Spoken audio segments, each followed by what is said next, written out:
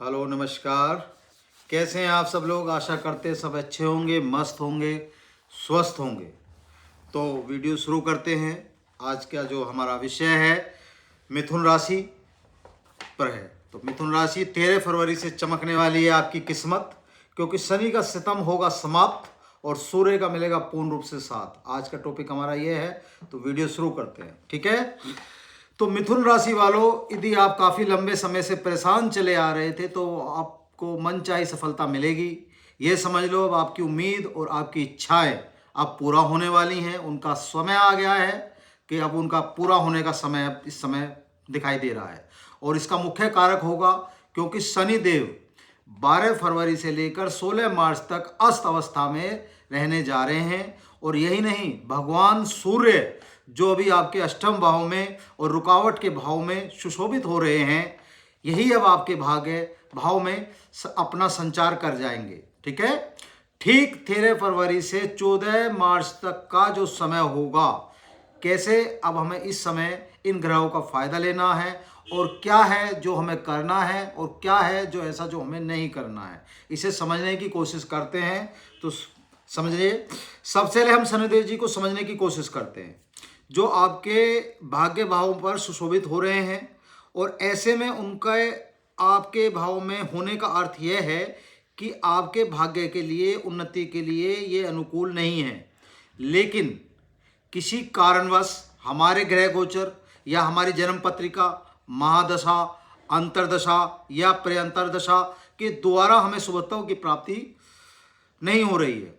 अर्थात जब कोई ग्रह अस्त होता है तो उसके अंदर जो कैपेबिलिटी या सामर्थ्य होता है, उसका जो फल देने का सामर्थ्य होता है, वो 0 के बराबर होता है, अर्थात नहीं के बराबर होता है। ठीक, ये समझने की कोशिश करते हैं। अगर कोई ग्रह है जो शनिदेव को अस्त कर सकता है तो वो है ग्रह है सूर्य ग्रह, अर्थात भगवान सूर्य नारायण। सूर्य भगवान ही एक ऐसे ग्रह हैं जो अपने पुत्र शनिदेव जी को अस्त कर सकते हैं, अर्थात शनिदेव जी का कोई दमन कर सकता है तो वे भगवान सूर्य भगवान हैं। जो 13 फरवरी को समय आएगा तो सूर्य भगवान शनि के साथ चले जाएंगे उनके मूल त्रिकोण राशि कुंभ में। इन दोनों ग्रहों का मिलना अपने आप में एनर्जी का मिलना होगा। एक तरफ शनि हमारे कर्म के स्वामी माने गए हैं तो दूसरी तरफ सूर्य भगवान हमारे शासक माने गए हैं। अर्थात इन दोनों का मिलना आपके जीवन में क्या क्या फल देगा, समझते हैं और समझाने की कोशिश करते हैं। भाग्य स्थान पर शनि अस्त हो रहे हैं और ऐसे में यहाँ पर सूर्य भगवान का आना आपके भाग्य के लिए बहुत अच्छा है, क्योंकि भगवान सूर्य जहाँ भी आते हैं वहाँ उजाले का काम करते हैं, प्रकाशमय का काम करते हैं, रोशनी का काम करते हैं। अर्थात अब आप ये मान सकते हैं कि इस भाव में सूर्य भगवान मर्करी लाइट का काम करेंगे और यह स्थान नौवां स्थान है जो आपके पिता का स्थान है, जहाँ पर ये अब आपके आने वाले हैं। ठीक है। शनि की दृष्टि जो पड़ रही है, अब देखते हैं शनि की दृष्टि कहाँ पर पड़ रही है। जो शनि की दृष्टि पड़ रही है आपके इनकम भाव पर पड़ रही है, यानी कि आपके 11th हाउस पर। और 11th हाउस क्या होता है? आपका इनकम का होता है, आपका फल तो इनकम का भाव हो गया आपका, तो उसका आपको फल रूप से प्राप्त नहीं हो रहा है। जो भी आप मेहनत करते हैं इस समय, उसका जो आपको इच्छा अनुसार फल मिलना चाहिए वो पूरा नहीं हो पा रहा है, यहाँ पर विलम्ब हो रहा है और शनिदेव अस्त हो रहे हैं। तो अब हमें ये बराबर लाभ मिलने की स्थिति प्राप्त होती दिख रही है। हमारी मेहनत का पूर्ण रूप से फल मिलेगा, क्योंकि यहाँ पर शनिदेव जी की तीसरी दृष्टि पड़ रही है और अब शनिदेव अस्त हो रहे हैं, तो इस दृष्टि का हम पर कोई बुरा प्रभाव नहीं पड़ेगा। अब समझने की कोशिश करते हैं कि शनिदेव की 7वीं दृष्टि कहाँ पर पड़ रही है। शनिदेव की जो 7वीं दृष्टि है वह आपके पराक्रम भाव पर पड़ रही है और आपके 3rd हाउस पर भी पड़ रही है। यदि आपने अपने जीवन में संघर्ष को देखा या मेहनत करी है तो उसका उचित फल आपको नहीं मिल रहा होगा, तो वो अब समाप्त होने जा रहा है, क्योंकि यहाँ पर पराक्रम भाव पर भगवान सूर्य की भी दृष्टि पड़ने वाली है इनके साथ साथ। अब शनि की 10वीं दृष्टि को समझते हैं। शनि की दृष्टि जो पड़ रही है, साथ जो शनि की 10वीं दृष्टि पड़ रही है वो आपके 6ठे भाव पर। और 6ठा भाव क्या होता है? 6ठा भाव हमारे कर्ज का भाव होता है, ऋण का भाव होता है, हमारे रोग शत्रु का भाव होता है, ठीक है ना।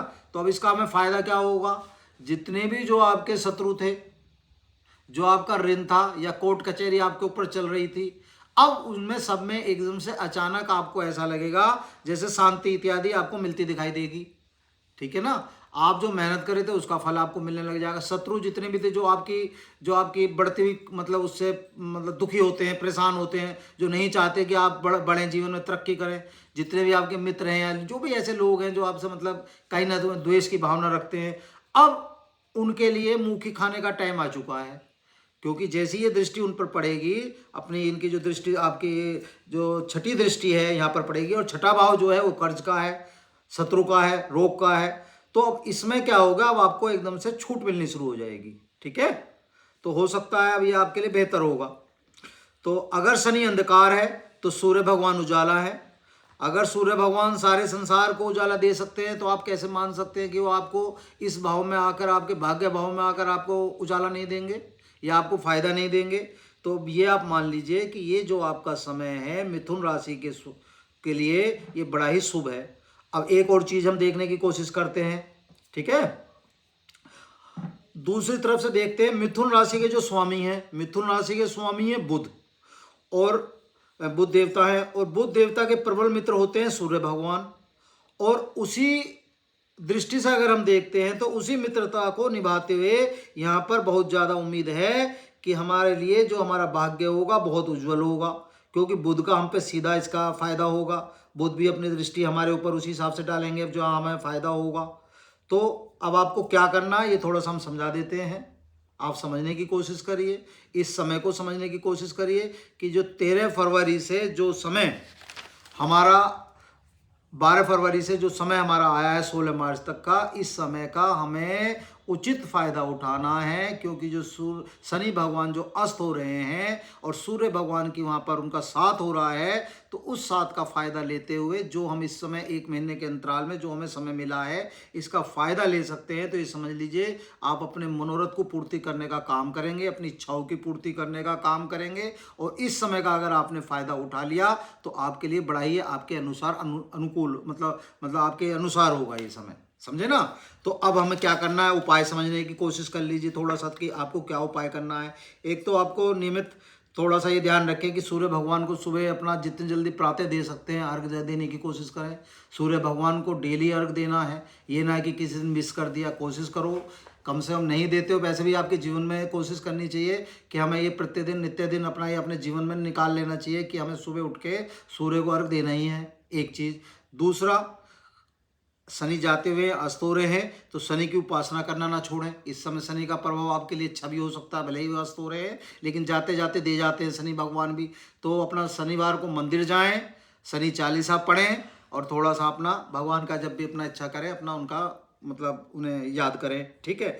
दूसरा, एक और काम कर सकते हैं आप इस समय, बुध देवता की दृष्टि भी साथ में है, उनकी पड़ रही है, इस समय दोस्त भी हैं उनके, सूर्य भगवान के प्रबल मित्र हैं। तो गाय को हरा चारा खिलाने की कोशिश करें किसी भी तरीके से, बुध के वार अपना हरा चारा खिलाएं, अपना गरीबों में अगर कुछ बांट सकते हैं बुधवार के दिन तो वो बांटने की कोशिश करें, और इसे अपना 1 महीने के जो अंतराल में जो आपको समय मिला है उसका उचित फ़ायदा उठाएं। और बस यहीं आज हम अपनी वीडियो को अपना विराम देते हैं और आपसे पुनः प्रार्थना करते हैं। हम आप लोगों के लिए वीडियो बनाते हैं, बड़ी उम्मीद से बनाते हैं। आपका एक लाइक हमारे लिए ऐसा होता है जैसे क्या रामबाण हमें मिल गया, क्या हमें मिल गया। तो हमें वो जो खुशी प्राप्त होती है आपके एक एक कमेंट से, एक एक लाइक से, उसको हम व्यक्त नहीं कर सकते, हम मतलब उसे हम बता ही नहीं सकते आपको मतलब कि क्या हमें उसका मज़ा आता है जीवन में। और दूसरी चीज़ अपना, ठीक है, अब वीडियो अच्छी लगे तो शेयर करें, लाइक करें, सब्सक्राइब करें। कोई त्रुटि हो गई हो तो फिर भी हम पुनः प्रार्थना करते हैं, माफ़ करें। धन्यवाद, नमस्कार।